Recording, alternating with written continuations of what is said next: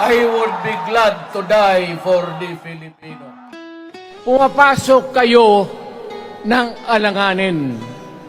Mr. President, baka susunod ka sa dinaanan ng tatay mo. Diyan ako takot. Ayaw ko mangyari sa iyo yan. Pabor lang, ako namang nagmamakaawa kasi it will divide the nation at madugo itong panahon na ito. Pag pinilit mo ito, lalabas ka ng Malacanang kagaya noong panahon na pinalayas kayo.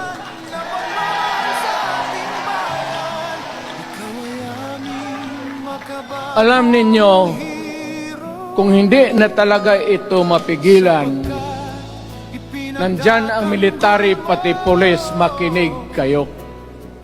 Pag-aralan ninyo kung ano yung pinapakain nila sa taong bayan. At pagka nakita ninyo kung ano ang mali, you correct it. Nasa inyong kamay na yan. Ni minsan wala kayong narinig na mag-Marcos ako. At kung magnakaw uli, bahala kayo. Nandiyan si Marcos. Hindi ako believe sa niya. He's really a weak leader. Kaya ako sabi, totoo yan, hindi ako naninira ng tao. Talagang weak. Ako po ay nagsasabi sa iyo niyo ngayon. Dalawang bagay lang. If we do not have peace and order, but if we cannot stop corruption, this government, maybe our country will never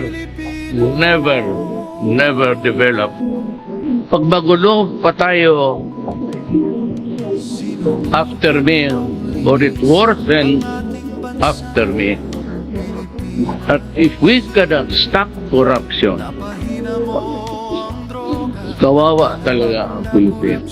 Sa kasaysayan nga po ng Pilipinas, ito ang tinaguriang pinaka-corrupt na budget. Itong budget na to ay napakabulok, walang kwenta. Isang malaking scam ang unconstitutional 2025 budget ng Budol Marcos administration.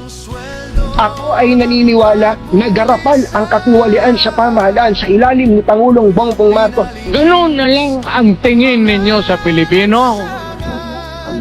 Pagka ganon, lay na tayo.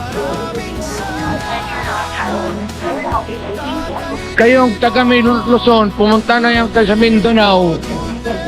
Pag-declare na lang tayo ng independence separate. Bakit ginababoy ninyo ang bayan natin? Sa walang katapusan.